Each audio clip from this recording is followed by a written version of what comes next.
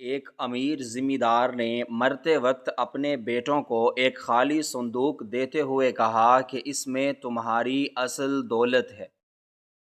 سالوں بعد جب بیٹوں کے حالات بہت خراب ہو گئے، انہوں نے غریبی سے تنگ آ کر وہ صندوق توڑ دیا تو اس میں سے ایک نقشہ ملا۔ وہ نقشے کو دیکھ کر حیران رہ گئے۔ نقشے پر بنے خفیہ نشانات کا پیچھا کرتے ہوئے جب وہ ایک ایسی جگہ پہنچے جس کو دیکھ کر ان کے قدم رک گئے، کیونکہ انکشاف ہوا کہ ان کا باپ دراصل صوبہ پنجاب کے مشہور اور زرخیز ترین علاقے اوکاڑا کے ایک سرسبز و شاداب مضافاتی گاؤں میں ایک نہایت ہی وسیع و عریض اور خوبصورت حویلی کھڑی تھی، جو اس علاقے کے سب سے بڑے اور محنتی ذمہ دار چودھری ہاشم کی ملکیت تھی۔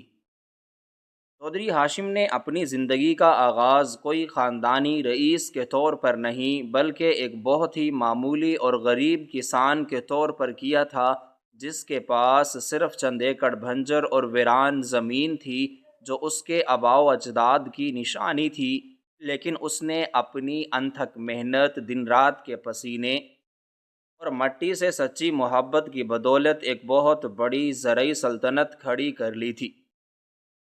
اس کے کھیتوں میں لہلہاتے ہوئے سرخ ٹماٹر اور ہری مرچوں کی فصلیں پورے ملک کی منڈیوں میں اپنی رونق، تازگی اور ذائقے کے لیے مشہور تھیں۔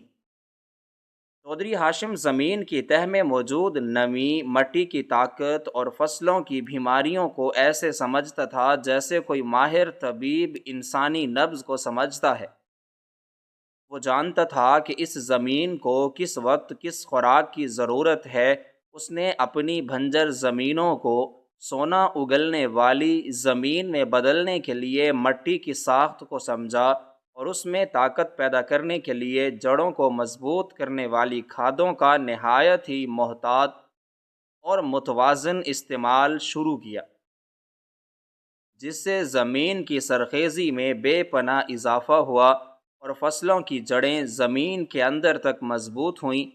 وہ اپنے ٹماٹر اور ہری مرچ کے پودوں کو اپنے سگے بچوں کی طرح پالتا تھا، اور جب بھی موسم کی خرابی، آندھی طوفان یا کسی خطرناک بیماری کا حملہ ہوتا تو وہ راتوں کی نیند حرام کر کے اپنے کھیتوں کی حفاظت کرتا۔ وہ فصلوں کو مرجھانے اور سوکھنے سے بچانے کے لیے جدید زرعی طریقوں کے مطابق پھپھوندی کش اور جراثیم کش ادویات کا بروقت چھڑکاؤ کرتا، تاکہ اس کی سال بھر کی محنت کو کوئی کیڑا یا سنڈی تباہ نہ کر سکے۔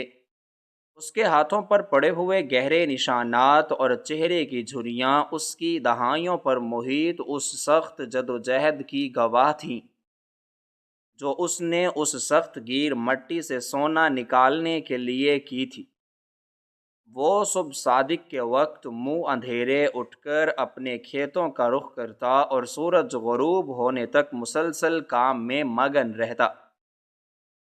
اس کا ماننا تھا کہ زمین ایک سچی ماں کی طرح ہوتی ہے جو اپنے بچوں کو کبھی بھوکا نہیں مرنے دیتی، بشرط یہ کہ اس کی خدمت پورے خلوص، سچی نیت اور محنت سے کی جائے۔ اس نے اپنی اسی دیانتداری اور محنت کی کمائی سے ارد گرد کے کئی گاؤں کی زمینیں خرید لی تھیں، اور اس کے گودام ہمیشہ غلے اور اجناس سے بھرے رہتے تھے۔ علاقے کے تمام چھوٹے کسان اس کے پاس مشورے کے لیے آتے اور وہ کھلے دل سے انہیں زمین اور فصلوں کی بیماریوں کا علاج بتاتا، اور اکثر غریب کسانوں کو مفت بیج اور کھاد بھی فراہم کرتا، تاکہ کوئی بھی کسان اپنی فصل کے نقصان کی وجہ سے بھوکا نہ سوئے۔ لیکن چودھری ہاشم کی زندگی میں اتنی بڑی کامیابی اور بے پناہ دولت کے باوجود ایک بہت بڑا اور گہرا دکھ تھا جو اسے اندر ہی اندر دیمک کی طرح چاٹ رہا تھا، اور وہ دکھ اس کی اپنی اولاد تھی۔ چودھری ہاشم کے دو بیٹے تھے، بڑے کا نام ارسلان اور چھوٹے کا نام کامران تھا۔ یہ دونوں نوجوان اپنے باپ کی فطرت، محنت اور زمین سے محبت کے بالکل برعکس اور متضاد تھے۔ انہوں نے کبھی اپنے نرم و نازک قدموں سے کھیتوں کی گیلی مٹی کو نہیں چھوا تھا، اور نہ ہی کبھی تپتی ہوئی دوپہر میں سورج کی سخت دھوپ برداشت کی تھی۔ ان کے نزدیک یہ زمینیں، یہ فصلیں اور یہ کھیتی باڑی صرف ایک ایسا ذریعہ تھے جو انہیں ہر 6 ماہ بعد دولت کے بڑے بڑے انبار فراہم کرتے تھے، تاکہ وہ اپنی عیش و عشرت، فضول خرچیوں اور شہر کی رنگینیوں کو بلا تعطل جاری رکھ سکیں۔ ارسلان اور کامران دونوں کو دیہات کی سادہ زندگی، مٹی کی خوشبو، گائیں بھینسوں کی آوازوں اور محنت کش کسانوں کے پسینے کی بو سے شدید چڑ اور نفرت تھی۔ وہ ہمیشہ ریشمی اور قیمتی لباس پہنتے اور شہر کی پرتعیش زندگی کے خواب دیکھتے رہتے تھے۔ ان کا زیادہ تر وقت اپنے فضول خوشامدی دوستوں کے ساتھ شکار کھیلنے، مہنگے لباس خریدنے، بڑی سواریوں میں گھومنے اور دولت کا بے دریغ ضیاع کرنے میں گزرتا تھا۔ وہ روزانہ نئے اور قیمتی گھوڑے خریدتے اور ان پر سوار ہو کر پورے گاؤں میں اپنا رعب جماتے۔ وہ اپنے باپ کی نصیحتوں کو ہمیشہ مذاق میں اڑا دیتے اور بڑے غرور سے سمجھتے تھے کہ ان کے پاس اتنی بے پناہ دولت، اتنی وسیع جائیداد اور اتنے بڑے گودام موجود ہیں کہ ان کی آنے والی کئی نسلیں بھی بغیر کوئی کام کیے آرام سے بیٹھ کر کھا سکتی ہیں۔ چودھری ہاشم اپنی اس کھوکھلی، بے حس اور کام چور اولاد کو دیکھ کر اکثر اکیلے میں روتا اور کڑھتا رہتا تھا۔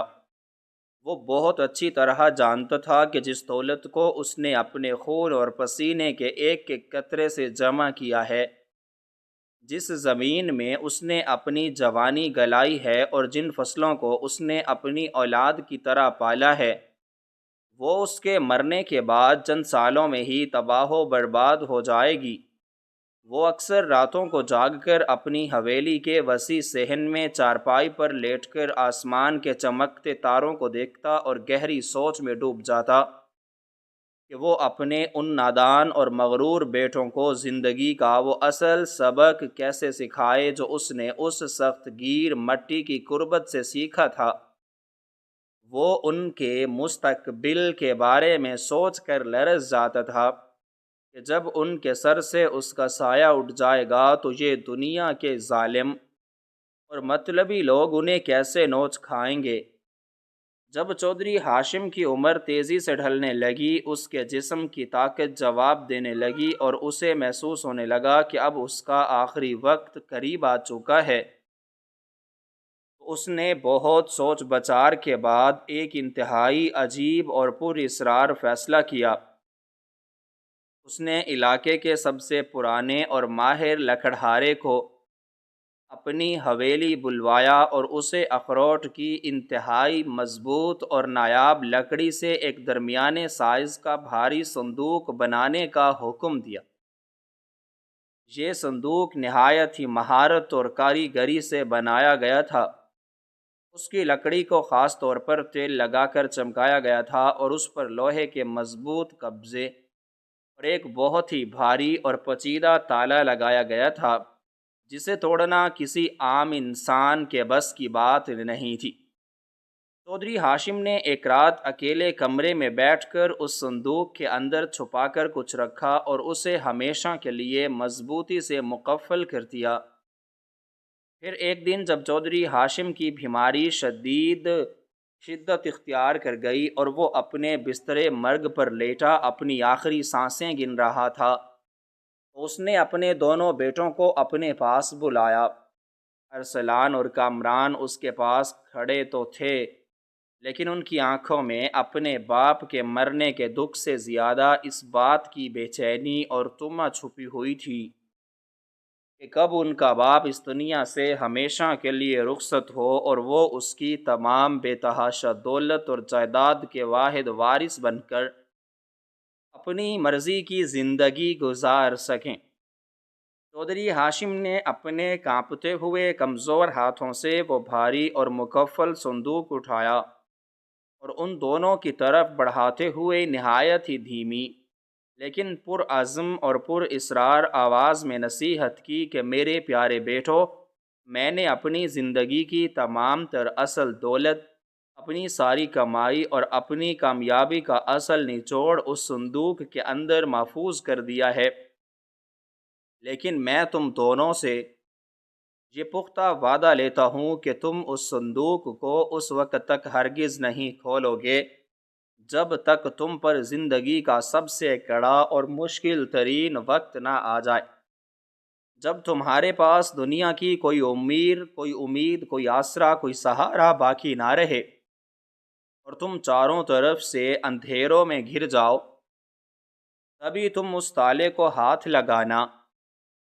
اس نے اپنے بیٹوں کو انتہائی سخت تاکید کی کہ یہ صندوق ان کی زندگی بدل دے گا اور انہیں ہر مشکل سے نکال لے گا، لیکن صرف اور صرف اسی صورت میں جب وہ انتہائی مجبوری کے عالم میں بھوک اور افلاس کے سائے میں اسے کھولیں گے۔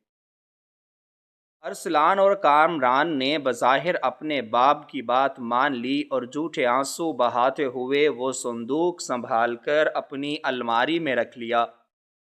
چند ہی دنوں بعد چودھری ہاشم کا انتقال ہو گیا اور پورے علاقے میں کوہرام مچ گیا۔ ہزاروں لوگوں اور کسانوں نے اس نیک، ہمدرد اور محنتی انسان کے جنازے میں شرکت کی اور دھاڑیں مار مار کر روئے، لیکن اس کے اپنے بیٹوں کے دلوں میں کوئی خاص رنج یا دکھ نہیں تھا۔ باپ کے مرتے ہی دونوں بھائیوں کو جیسے تمام پابندیوں سے نجات مل گئی اور انہیں کھلی چھٹی مل گئی۔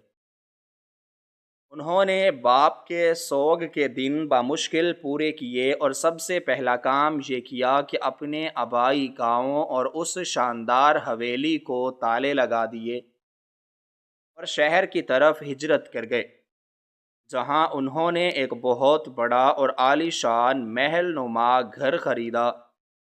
ان کے شہر آتے ہی لالچی، مطلبی اور خوشامدی لوگوں کا ایک بڑا ہجوم ان کے گرد جمع ہو گیا، جو ان کی جھوٹی تعریفیں کر کے، ان کی شان میں قصیدے پڑھ کر ان سے پیسے بٹورنے لگا۔ ان کے نئے دوستوں نے انہیں شہر کی ان تمام بری عادتوں کا شکار کر دیا جن سے ان کا باپ انہیں ہمیشہ بچانا چاہتا تھا۔ ارسلان اور کامران نے روزمرہ کے کاموں، زراعت کی دیکھ بھال اور فصلوں کی نگرانی سے مکمل طور پر منہ موڑ لیا۔ انہوں نے گاؤں کے ان پرانے اور وفادار ملازمین کو نوکریوں سے نکال دیا جو ان کے باپ کے ساتھ سالوں سے کام کر رہے تھے، اور زمینوں کا سارا انتظام ایسے خود غرض اور لالچی منشیوں کے حوالے کر دیا جو خود نہایت بددیانت اور چور تھے، کیونکہ دونوں بھائیوں کو کھیتی باڑی کے بارے میں کوئی علم نہیں تھا اور نہ ہی انہیں یہ معلوم تھا کہ ٹماٹر اور مرچ کی فصل کو کب کون سی کھاد دینی ہے اور کب ان پر بیماری مارنے والی ادویات کا چھڑکاؤ کرنا ہے۔ اس لیے مزارعین اور منشی انہیں مسلسل دھوکہ دینے لگے۔ منشی فصل کی آدھی سے زیادہ کمائی اپنی جیبوں میں ڈال لیتے اور دونوں بھائیوں کو جھوٹے کھاتے دکھا کر بے وقوف بناتے رہتے۔ بروقت کھاد اور ادویات نہ ملنے کی وجہ سے فصلوں کو کیڑے اور بیماریاں لگنے لگیں اور پیداوار دن بدن تیزی سے گرنے لگی۔ اکاڑا کی وہ زمینیں جو کبھی سونا اگلتی تھیں اب بنجر اور ویران ہونے لگیں، لیکن ارسلان اور کامران کو اس بات کی کوئی پرواہ نہیں تھی، کیونکہ ان کے پاس اپنے باپ کی چھوڑی ہوئی نقدی اور سونے کے بہت بڑے ڈھیر موجود تھے۔ وہ ہر رات شہر کی بڑی سرائیوں میں شاندار محفلیں سجاتے، بے تحاشا دولت لٹاتے، جوا کھیلتے اور اپنے جھوٹے دوستوں پر قیمتی تحائف نچھاور کرتے۔ انہوں نے دنیا کا ہر وہ شوق پورا کیا جس کی خواہش کسی بھی امیر ترین انسان کو ہو سکتی ہے۔ وہ مہنگے ترین لباس پہنتے، قیمتی طعام کھاتے اور اپنے ارد گرد ہر وقت نوکروں کی ایک فوج رکھتے۔ سالوں تیزی سے گزرتے گئے اور ان کی عیش و عشرت کا یہ تباہ کن طوفان جاری رہا۔ لیکن دنیا کا کوئی بھی خزانہ خواہ وہ کتنا ہی بڑا کیوں نہ ہو، اگر اس میں مزید اضافہ نہ کیا جائے اور اسے بے دردی سے لٹایا جائے تو وہ ایک دن ضرور ختم ہو جاتا ہے۔ آہستہ آہستہ ان کی نقد رقم ختم ہونے لگی اور خزانے خالی ہونے لگے۔ جب پیسے کی کمی ہوئی اور ان کے فضول اخراجات پورے نہ ہونے لگے تو انہوں نے مجبوراً اپنی وہ زرخیز زمینیں بیچنا شروع کر دیں جنہیں ان کے باپ نے اپنے خون پسینے سے سینچا تھا۔ وہ ہر روز اپنی زمین کا ایک نیا ٹکڑا فروخت کرتے اور اس سے ملنے والی بھاری رقم سے اپنی جھوٹی شان و شوکت اور محفلوں کو برقرار رکھنے کی کوشش کرتے۔ ان کے ارد گرد موجود خوش آمدی دوست انہیں مزید سبز باغ دکھاتے اور ان کی فضول خرچیوں کی حوصلہ افزائی کرتے رہتے۔ ایک وقت ایسا آیا کہ گاؤں میں ان کی آخری زمین کا ٹکڑا بھی بک گیا اور ان کے پاس شہر کا وہ بڑا گھر اور چند قیمتی اشیاء کے سوا کچھ نہ بچا۔ ان کی آمدنی کا ہر راستہ بند ہو چکا تھا، تب ان پر قرضوں کا بھاری بوجھ بڑھنے لگا۔ شہر کے جن تاجروں، دکانداروں اور ساہوکاروں سے وہ ادھار پر مہنگا سامان لیتے تھے، انہوں نے اپنے پیسے مانگنے شروع کر دیے اور ان کے گھر کے چکر کاٹنے لگے۔ حالات اتنے خراب اور گھمبیر ہو گئے کہ ارسلان اور کامران کو قرض خواہوں کے دباؤ میں آ کر اپنا وہ عالی شان محل نما گھر اور قیمتی سواریاں بھی فروخت کرنی پڑیں، اور اپنے تمام پرانے قرضے چکانے کے بعد ان کے ہاتھ میں صرف اتنے ہی تھوڑے سے پیسے بچے کہ وہ بمشکل چند دن کی روٹی کھا سکیں۔ جب ان کی دولت مکمل طور پر ختم ہو گئی اور وہ سڑک پر آ گئے تو ان کے وہ تمام دوست اور نام نہاد ساتھی جو کل تک ان کے قدموں میں بیٹھتے تھے اور ان کے دسترخوان کی روٹیاں توڑتے تھے، ایک ایک کر کے خاموشی سے غائب ہو گئے۔ کسی نے ان کی طرف مڑ کر بھی نہیں دیکھا، اور جب دونوں بھائیوں نے مدد کے لیے ان کے دروازے کھٹکھٹائے تو سب نے انہیں پہچاننے سے بھی صاف انکار کر دیا اور اپنے نوکروں کے ذریعے انہیں دھکے دے کر باہر نکال دیا۔ ان کے ایک سب سے قریبی دوست نے تو یہاں تک کہہ دیا کہ تم لوگ اب بھکاری بن چکے ہو اور میرا تم سے کوئی تعلق نہیں۔ ارسلان اور کامران کو اب زندگی کی تلخ اور بھیانک حقیقت کا سامنا تھا۔ ان کے پاس روزگار کا کوئی ذریعہ نہیں تھا، کوئی ہنر نہیں تھا، کوئی کام کرنے کی صلاحیت نہیں تھی، اور نہ ہی انہوں نے کبھی زندگی میں محنت کی عادت ڈالی تھی۔ وہ شہر کی گلیوں اور بازاروں میں مارے مارے پھرنے لگے اور ان کی حالت سڑکوں پر گھومنے والے بھکاریوں جیسی ہو گئی۔ وہ قیمتی ریشمی لباس جو کبھی بڑے غرور سے وہ پہنا کرتے تھے، اب جگہ جگہ سے پھٹ کر تار تار ہو چکے تھے۔ ان کے بال بکھر چکے تھے، چہروں پر دھول جمی ہوئی تھی اور ان کے پیروں میں پہننے کے لیے جوتے تک نہیں بچے تھے۔ سرد راتوں میں وہ فٹ پاتھ پر سوتے اور دن بھر لوگوں کے آگے ہاتھ پھیلاتے۔ شہر میں مسلسل ذلت، رسوائی اور فاقوں کے بعد دونوں بھائیوں نے ایک رات سڑک کے کنارے ٹھٹھرتے ہوئے فیصلہ کیا کہ وہ اب واپس اپنے آبائی گاؤں چلے جائیں۔ شاید وہاں کے پرانے لوگ ان کے باپ کی نیکیوں اور احسانات کی وجہ سے ان کی کچھ مدد کریں اور انہیں 2 وقت کی روٹی اور سر چھپانے کی جگہ دے دیں۔ وہ کئی دنوں کا طویل اور تھکا دینے والا پیدل سفر کر کے جب اپنے گاؤں پہنچے تو گاؤں کا نقشہ ہی مکمل طور پر بدل چکا تھا۔ ان کے پاؤں میں چھالے پڑ چکے تھے اور ان سے چلا بھی نہیں جا رہا تھا۔ ان کی پرانی خاندانی حویلی جو کبھی پورے علاقے کی شان اور پہچان ہوا کرتی تھی، اب ایک خوفناک اور سنسان کھنڈر بن چکی تھی۔ اس کی اونچی دیواریں جگہ جگہ سے گر رہی تھیں، صحن میں کانٹے دار جنگلی جڑی بوٹیاں اگی ہوئی تھیں اور دروازوں کو دیمک چاٹ چکی تھی۔ گاؤں کے لوگوں نے بھی انہیں دیکھ کر کوئی خاص اہمیت نہیں دی اور منہ پھیر لیا، کیونکہ لوگ ان کے ماضی کے متکبرانہ رویے اور گاؤں کو مشکل وقت میں چھوڑ کر جانے کی وجہ سے ان سے شدید ناراض تھے۔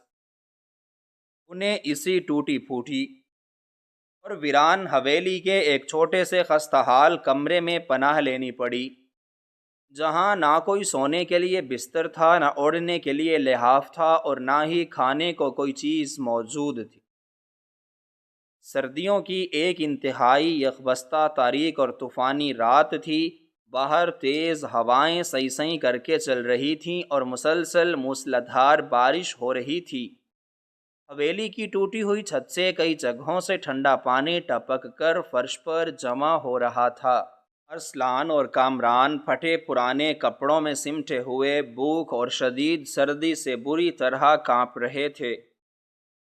ان کے پیٹ میں پچھلے 2 دن سے خوراک کا ایک نوالہ تک نہیں گیا تھا اور بھوک کی شدت سے ان کی آنکھوں کے سامنے اندھیرا چھا رہا تھا۔ موت انہیں اپنے سامنے ایک بھیانک سائے کی طرح کھڑی نظر آ رہی تھی۔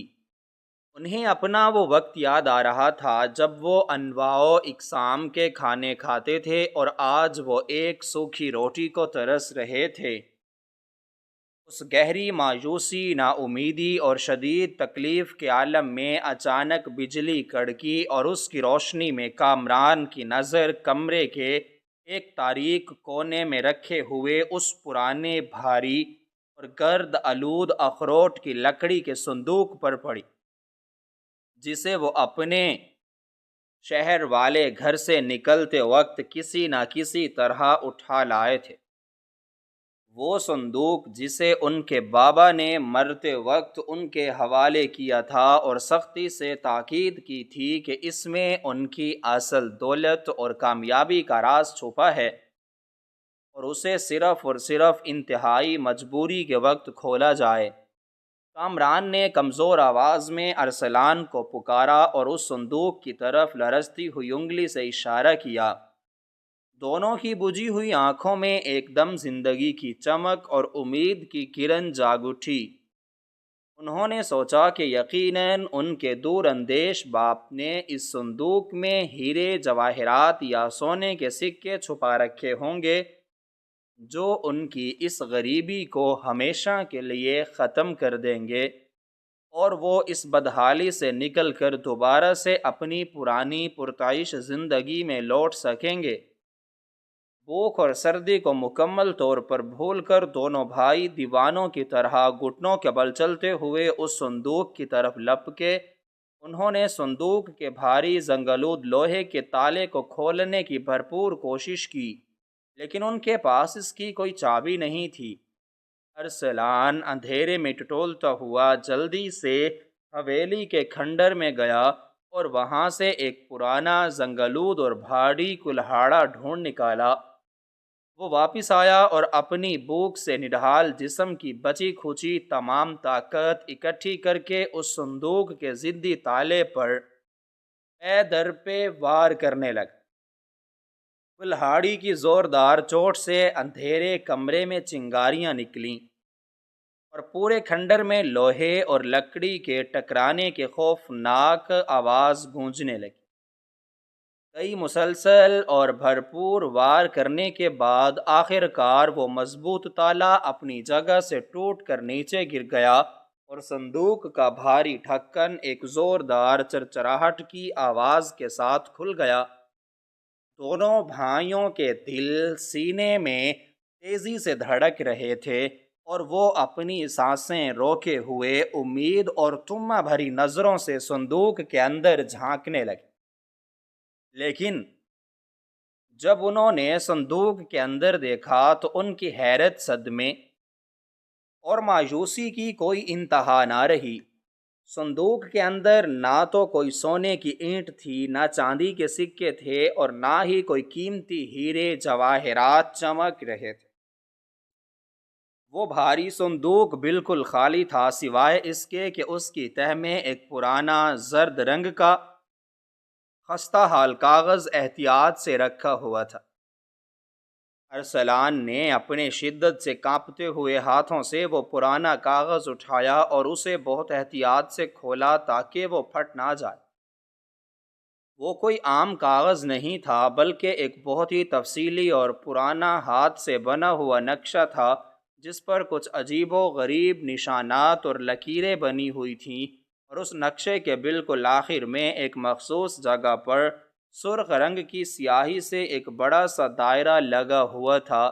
یہ نقشہ ان کے آبائی گاؤں کی زمینوں کے اس آخری اور سب سے ویران حصے کا تھا، جہاں کوئی بھی کسان کبھی فصل نہیں اگاتا تھا، اور جو برسوں سے مکمل طور پر بنجر، غیر آباد اور پتھریلا پڑا تھا۔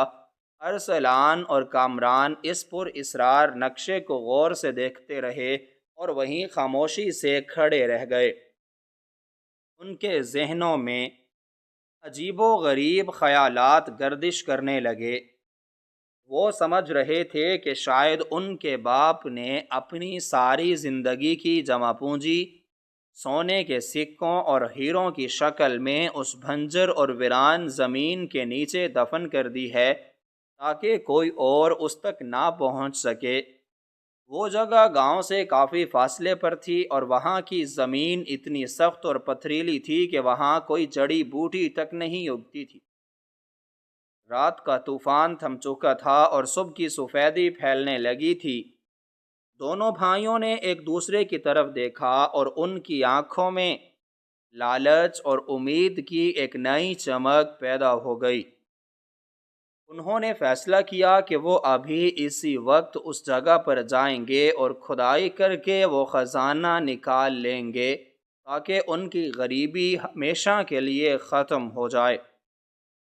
انہوں نے جلدی سے حویلی کے کھنڈر میں سے دو پرانے زنگ آلود کھدائی کرنے والے اوزار ڈھونڈے اور اپنے کندھوں پر رکھ کر اس ویران زمین کی طرف چل پڑے۔ ان کے پیٹ بھوک سے خالی تھے، جسم سردی سے اکڑے ہوئے تھا، لیکن دولت کی ہوس نے ان کے اندر ایک عارضی اور جھوٹی طاقت بھر دی تھی۔ وہ ننگے پیر کیچڑ اور پتھروں سے ٹھوکریں کھاتے ہوئے اس بھنجر علاقے کی طرف بڑھتے رہے۔ سورج پوری طرح نکل آیا تھا اور اس کی تیز دھوپ ان کے ناتواں جسم پر پڑنے لگی تھی۔ طویل اور تھکا دینے والے سفر کے بعد وہ اس مخصوص جگہ پر پہنچ گئے جس کی نشاندہی نقشے میں سرخ دائرے سے کی گئی تھی۔ یہ ایک چھوٹی سی پہاڑی کے دامن میں واقع ایک انتہائی خشک اور بھنجر ٹکڑا تھا، جہاں کی مٹی پتھر کی طرح سخت ہو چکی تھی۔ ارسلان نے نقشے کو دوبارہ دیکھا اور اس جگہ کا بغور جائزہ لیا۔ اس نے اوزار اٹھایا اور پوری طاقت سے زمین پر مارا، لیکن زمین اتنی سخت تھی کہ اوزار اچھل کر واپس آ گیا اور ارسلان کے ہاتھوں میں شدید جھٹکا لگا۔ کامران نے بھی کھدائی کی کوشش کی، لیکن مٹی کا ایک چھوٹا سا ڈھیلا ہی اکھڑ سکا۔ دونوں بھائیوں نے ہمت نہیں ہاری اور مسلسل کھدائی کرتے رہے۔ سورج کی تپش بڑھتی جا رہی تھی اور ان کے ماتھے سے پسینہ بہہ کر ان کی آنکھوں میں جا رہا تھا۔ ان کے نرم و نازک ہاتھ، جنہوں نے کبھی کوئی سخت کام نہیں کیا تھا، اب ان پر چھالے پڑنے لگے تھے۔ کچھ ہی دیر میں وہ چھالے پھٹ گئے اور ان کے ہاتھوں سے خون رسنے لگا، لیکن سونے کی چمک نے انہیں اندھا کر رکھا تھا۔ وہ بھوک، پیاس اور درد کو بھلا کر پاگلوں کی طرح زمین کھودتے رہے۔ دوپہر ڈھلنے لگی تھی اور وہ بامشکل 2 فٹ گہرا گڑھا ہی کھود پائے تھے۔ ان کی سانسیں اکھڑ رہی تھیں اور جسم نڈھال ہو چکے تھے۔ کامران تھک کر زمین پر گر پڑا اور ہانپتے ہوئے کہنے لگا کہ بھائی، مجھ میں اب مزید کھودنے کی ہمت نہیں ہے، میں بھوک اور پیاس سے مر رہا ہوں۔ ارسلان نے غصے سے اسے جھڑکا اور کہا، کہ اگر تم نے کھدائی روکی اور ہم دونوں بھوکے مر جائیں گے، اٹھو اور کام کرو، خزانہ بس تھوڑی ہی دور ہے۔ کامران روتے ہوئے دوبارہ اٹھا اور دونوں نے پھر سے کام شروع کر دیا۔ شام کا اندھیرا چھانے لگا تھا اور وہ ایک گہرا گھڑا کھود چکے تھے، لیکن انہیں مٹی اور پتھروں کے سوا کچھ نہیں ملا تھا۔ ان کے جسم کا ایک ایک جوڑ درد سے چیخ رہا تھا اور ان کی حالت ایسی ہو گئی تھی جیسے ان کی جان نکلنے والی ہو۔ رات کے وقت انہوں نے وہیں زمین پر لیٹ کر آرام کیا اور آس پاس اگی ہوئی کچھ جنگلی جھاڑیوں کے پتے چبا کر اپنی بھوک مٹانے کی کوشش کی۔ اگلی صبح وہ پھر سے اٹھ کر کھدائی میں لگ گئے۔ یہ سلسلہ مسلسل 3 دن تک چلتا رہا۔ وہ دن بھر سخت دھوپ میں پتھر توڑتے اور رات کو بھوکے پیاسے مٹی پر سو جاتے۔ ان کے کپڑے مٹی اور خون سے لت پت ہو چکے تھے اور وہ کسی زندہ لاش کی طرح نظر آ رہے تھے۔ تیسرے دن کی دوپہر جب ارسلان نے پوری طاقت سے زمین پر وار کیا تو ایک زوردار دھاتی آواز پیدا ہوئی، جیسے کوئی لوہا یا سخت پتھر ٹکرایا ہو۔ دونوں بھائیوں کے دل خوشی سے اچھل پڑے۔ وہ سمجھے کہ آخرکار وہ اس خزانے کے صندوق تک پہنچ گئے ہیں۔ انہوں نے جلدی جلدی ہاتھوں سے مٹی ہٹانا شروع کی تو وہاں ایک بہت بڑی اور چوڑی پتھر کی تختی نظر آئی، جس پر لوہے کا ایک بڑا سا کنڈا لگا ہوا تھا۔ ان کی آنکھوں میں آنسو آ گئے اور وہ ایک دوسرے کو گلے لگا کر رونے لگے کہ ان کی محنت رنگ لائی ہے اور اب وہ پھر سے امیر ہو جائیں گے۔ انہوں نے اپنی بچی کھچی ساری طاقت اکٹھی کی اور اس لوہے کے کنڈے کو پکڑ کر پتھر کی اس بھاری تختی کو کھینچنے لگے۔ تختی بہت بھاری تھی، لیکن دونوں کی مشترکہ طاقت سے وہ آہستہ آہستہ اپنی جگہ سے کھسکنے لگی۔ جیسے ہی تختی پوری طرح ہٹی تو اندر سے ایک گہری اور ٹھنڈی ہوا کا جھونکا آیا، جس نے ان کے پسینے سے شرابور جسموں کو ٹھنڈا کر دیا۔ وہ جلدی سے اس گڑھے میں جھکے اور اندر دیکھا، لیکن اندر جو منظر تھا اس نے ان کے تمام خوابوں کو ایک ہی لمحے میں چکنا چور کر دیا۔ وہاں نہ کوئی سونے کا صندوق تھا، نہ ہیروں کی بوریاں تھیں اور نہ ہی چاندی کے سکے تھے۔ تختی کے نیچے ایک نہایت ہی مضبوط اینٹوں سے بنا ہوا تہخانہ تھا، جس کے بیچوں بیچ زمین کے اندر سے ایک انتہائی صاف اور شفاف ٹھنڈے پانی کا چشمہ پھوٹ رہا تھا، اور اس چشمے کے بالکل پاس مٹی کا ایک بڑا اور مضبوط مٹکا رکھا ہوا تھا، جس کا منہ کپڑے اور مٹی سے سختی سے بند کیا گیا تھا۔ ارسلان اور کامران سکتے میں آ گئے۔ انہیں سمجھ نہیں آ رہا تھا کہ یہ سب کیا ہے۔ وہ اتنی محنت اور اذیت سہ کر سونا نکالنے آئے تھے، لیکن انہیں پانی کا چشمہ اور ایک اینٹ کا برتن ملا۔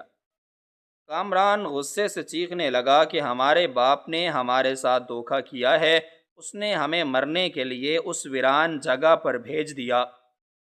یہاں کوئی دولت نہیں ہے، ہم برباد ہو گئے۔ ارسلان بھی شدید مایوسی کا شکار تھا۔ اس نے غصے سے اس مٹی کے مٹکے کو ٹھوکر ماری، جس سے وہ مٹکا ٹوٹ گیا اور اس کے اندر سے کچھ چیزیں باہر گر گئیں۔ ان چیزوں میں کپڑے کی چھوٹی چھوٹی تھیلیاں تھیں اور ایک چمڑے کی جلد والی پرانی ڈائری تھی۔ ارسلان نے کانپتے ہاتھوں سے وہ ڈائری اٹھائی اور اسے کھولا۔ اس ڈائری کے پہلے صفحے پر ان کے باپ چودھری ہاشم کی لکھائی میں ایک پیغام درج تھا۔ ارسلان نے وہ پیغام اونچی آواز میں پڑھنا شروع کیا۔ میرے پیارے بیٹو، جب تم یہ ڈائری پڑھ رہے ہوگے تو یقیناً تم دنیا کی تمام دولت لٹا کر بھوک اور افلاس کے آخری کنارے پر کھڑے ہوگے۔ تم یہ سوچ رہے ہوگے کہ میں نے تمہیں سونے اور چاندی کا خزانہ کیوں نہ دیا، تو جان لو کہ دنیا کی کوئی بھی دولت جو محنت کے بغیر حاصل کی جائے وہ انسان کو برباد کر دیتی ہے، جیسا کہ تمہارے ساتھ ہوا۔ اصل خزانہ سونے اور چاندی کے سکے نہیں ہوتے، بلکہ اصل دولت انسان کے اپنے ہاتھوں کی محنت، مٹی سے جڑت اور وہ ہنر ہوتا ہے جو اسے کبھی بھوکا نہیں سونے دیتا۔ میں جانتا تھا کہ تم میری بنائی ہوئی دولت کو اپنے غرور اور نادانی میں جلد ہی ختم کر دو گے، اس لیے میں نے اس بنجر زمین کو خریدا اور اس کے نیچے موجود اس قدیم پانی کے چشمے کو دریافت کر کے چھپا دیا، تاکہ جب تمہارے پاس کچھ نہ بچے تو تم اس پانی اور اس زمین کی مدد سے اپنی زندگی کو دوبارہ شروع کر سکو۔ ان کپڑے کی تھیلیوں میں ٹماٹر اور ہری مرچ کے سب سے خالص اور نایاب بیج موجود ہیں، جنہیں میں نے سالوں کی محنت سے تیار کیا تھا، اور اس ڈائری میں میری زندگی بھر کا وہ تمام تجربہ درج ہے کہ کس وقت زمین کو کون سی خوراک دینی ہے اور فصلوں کو بیماریوں سے کیسے بچانا ہے۔ اب یہ تمہارا امتحان ہے کہ تم اس پانی اور ان بیجوں سے محنت کر کے اپنا سونا خود اگاتے ہو یا اسی مٹی میں بھوکے مر جاتے ہو۔ یہ پیغام پڑھ کر کامران اور ارسلان کے ہاتھوں سے ڈائری گر گئی اور وہ دونوں پھوٹ پھوٹ کر رونے لگے۔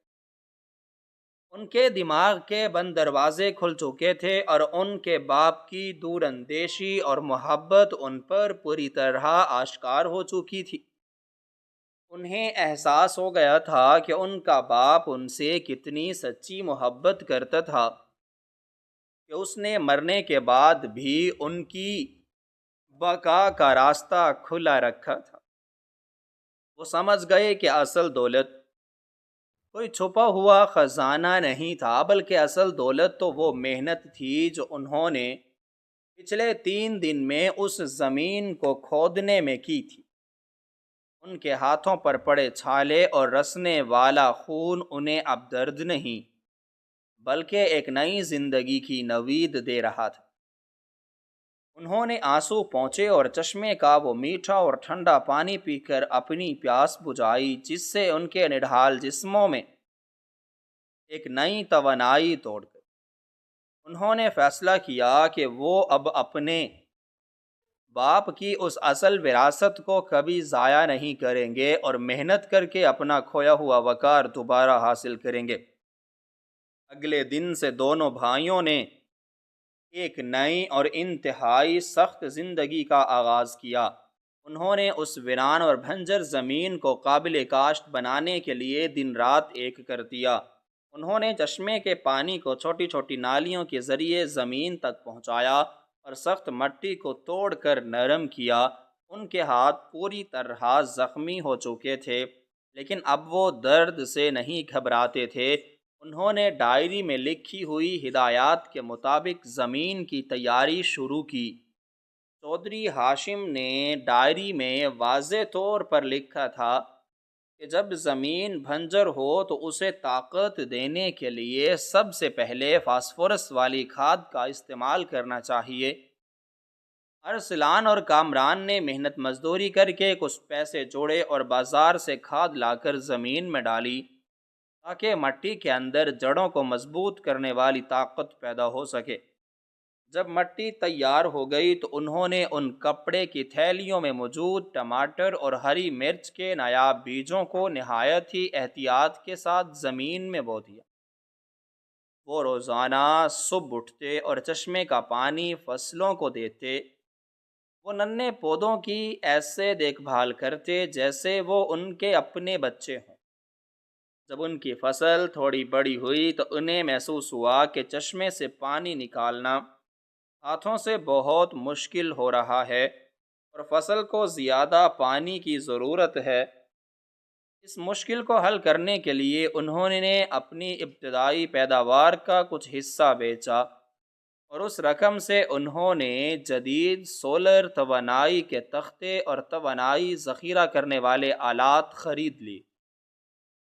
انہوں نے بڑی مہارت سے ان سولر پلیٹوں کو دھوپ کے رخ پر نصب کیا اور چارج کو قابو کرنے والے آلات کی مدد سے پانی کھینچنے والی مشین کو جوڑ دیا، تاکہ دن کے وقت سورج کی روشنی سے خود کار طریقے سے پانی نکل کر کھیتوں کو سیراب کر سکے۔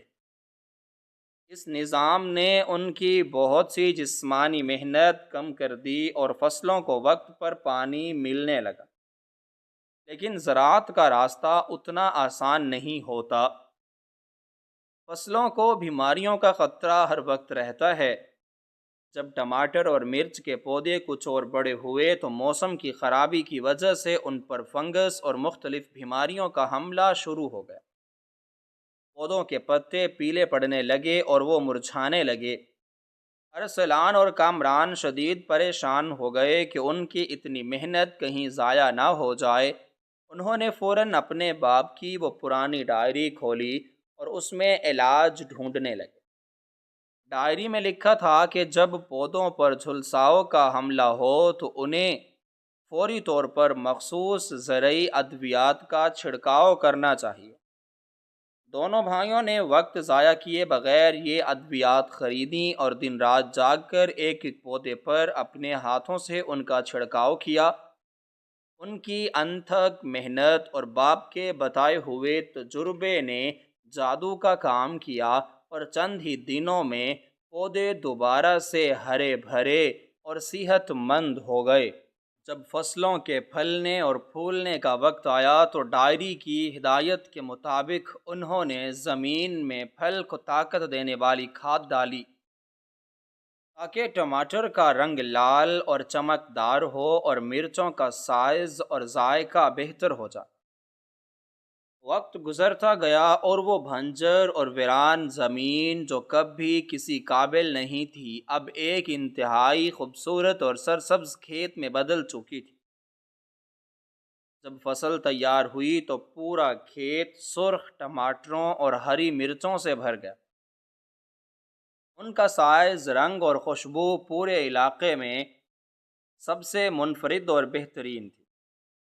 ارسلان اور کامران نے اپنی اس پہلی فصل کو اپنے ہاتھوں سے توڑا اور اسے محفوظ رکھنے کے لیے کھیت کے کنارے ایک بڑا سا عارضی گودام تعمیر کیا، جہاں وہ روزانہ توڑی گئی فصل کو احتیاط سے درجہ بندی کر کے رکھتے تھے۔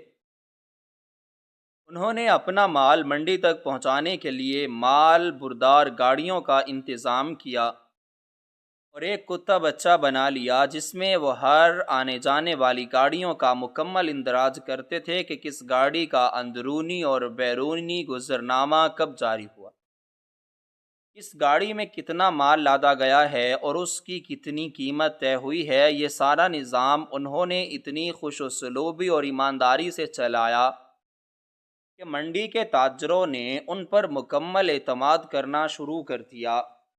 کیونکہ ان کی فصل کا معیار بہت اعلیٰ تھا اس لیے منڈی کے تاجروں نے انہیں سب سے زیادہ قیمت دی۔ جب دونوں بھائیوں کے ہاتھ میں ان کی اپنی محنت کی پہلی کمائی آئی تو ان کے دلوں میں جو سکون اور خوشی تھی وہ ان کروڑوں روپوں سے کہیں زیادہ تھی جو انہوں نے شہر کی فضول محفلوں میں اڑا دیے تھے۔ انہیں سمجھ آ گئی تھی کہ اپنے پسینے کی کمائی میں جو برکت اور عزت ہے وہ کسی اور چیز میں نہیں ہے۔ انہوں نے اس کمائی سے اپنی زندگی کو سنوارنا شروع کیا۔ وہ اب پہلے والے مغرور اور نادان نوجوان نہیں رہے تھے بلکہ محنتی، عاجز اور سمجھدار کسان بن چکے تھے۔ انہوں نے اپنی کمائی کا ایک حصہ غریبوں اور ضرورت مندوں میں تقسیم کیا تاکہ ان کے مال میں مزید برکت ہو، اور باقی پیسوں سے انہوں نے اسی زمین کے ساتھ مزید زرعی رقبہ خرید لیا۔ سال ہر سال کی مسلسل اور انتھک محنت کے بعد ان کے کھیتوں کا رقبہ بڑھتا گیا اور ان کی پیداوار پورے ملک میں مشہور ہو گئی۔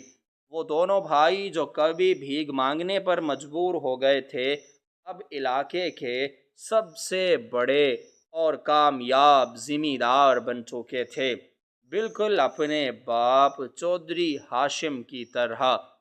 انہوں نے اپنے آبائی گاؤں کی وہ پرانی اور ٹوٹی ہوئی حویلی بھی واپس خرید لی اور اسے دوبارہ سے تعمیر کروا کر اس کی پرانی شان و شوکت بحال کر دی۔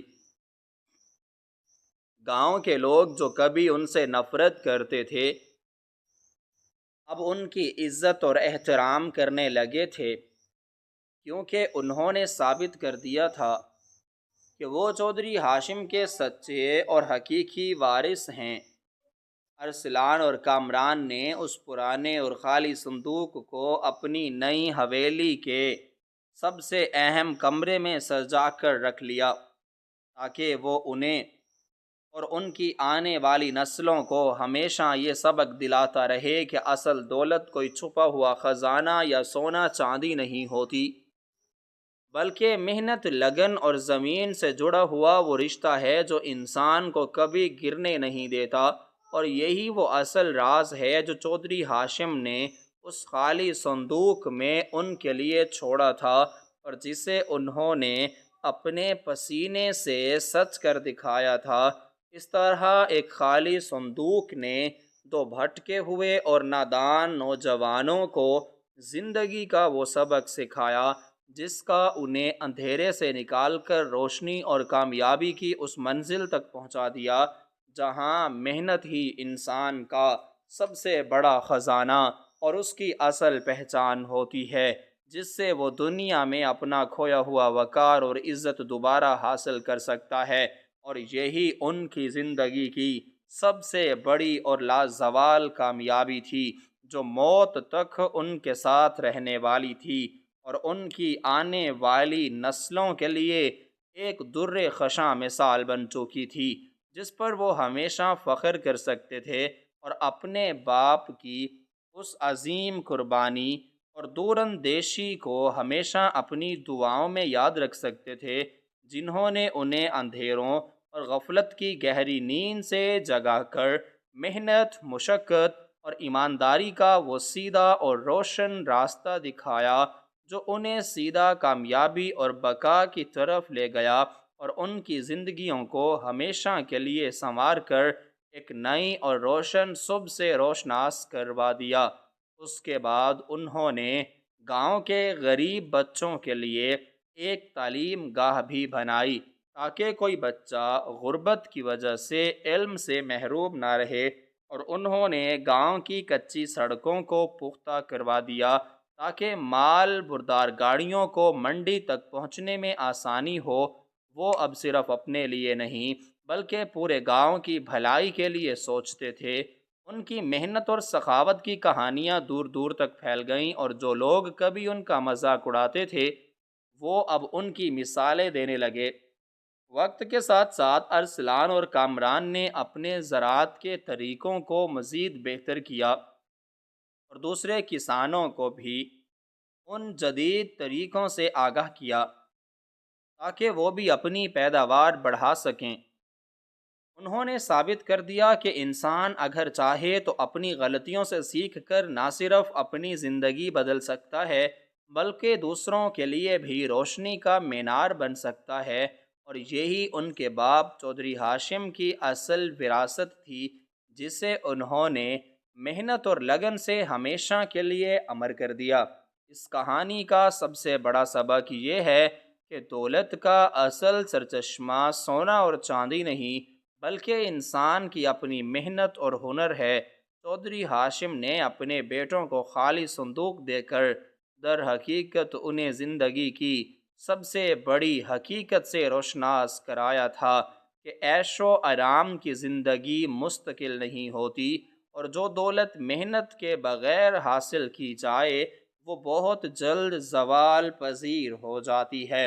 ارسلان اور کامران کی زندگی میں آنے والا بحران دراصل ان کی تربیت کا حصہ تھا، جس نے انہیں فریب، غرور اور فضول خرچی کی دنیا سے نکال کر حقیقت پسندی کی طرف موڑا۔ کہانی ہمیں یہ سکھاتی ہے کہ کامیابی کا کوئی شارٹ کٹ نہیں ہوتا، صرف اپنے پسینے کی کمائی میں ہی برکت اور عزت پوشیدہ ہے۔ جب دونوں بھائیوں نے زمین کی مٹی سے رشتہ جوڑا اور محنت کی تو انہیں معلوم ہوا کہ زمین صرف ایک قطعی اراضی نہیں بلکہ ایک ماں کی طرح ہے جو اپنی خدمت کرنے والوں کو کبھی بھوکا نہیں مرنے دیتی۔ یہ کہانی صبر، دوراندیشی اور استقامت کا درس دیتی ہے اور ثابت کرتی ہے کہ انسان کی اصل پہچان اس کے لباس یا دولت سے نہیں بلکہ اس کے کردار اور عمل سے ہوتی ہے۔ باپ کی دوراندیشی نے یہ ثابت کیا کہ اولاد کو صرف دولت کا وارث نہیں بنانا چاہیے بلکہ انہیں ایسی مہارتیں اور اقتدار منتقل کرنی چاہیے جو کڑے وقت میں ان کا سہارا بن سکیں۔ آخر میں یہ سبق ملتا ہے کہ انسان جب تک اپنی غلطیوں سے سیکھ کر جد و جہد نہیں کرتا تب تک وہ حقیقی کامیابی حاصل نہیں کر سکتا، اور محنت ہی وہ واحد راستہ ہے جو انسان کو ذلت اور افلاس کے اندھیروں سے نکال کر بلندیوں اور وقار کی روشن منزل تک لے جاتا ہے۔